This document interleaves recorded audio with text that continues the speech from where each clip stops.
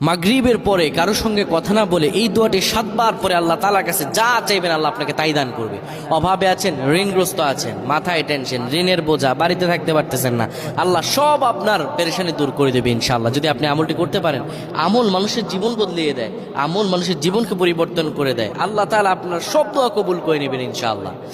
মাগরিব নামাজের পরে কিবলামুখী হয়ে থাকবেন, কারো সঙ্গে কথা বলবেন না, কারো সঙ্গে কথা না বলে কিবলামুখী হয়ে আপনি পড়বেন আল্লাহুম্মা আজিরনা মিনান নার, আল্লাহুম্মা আজিরনা মিনান নার, আল্লাহুম্মা আজিরনা মিনান নার।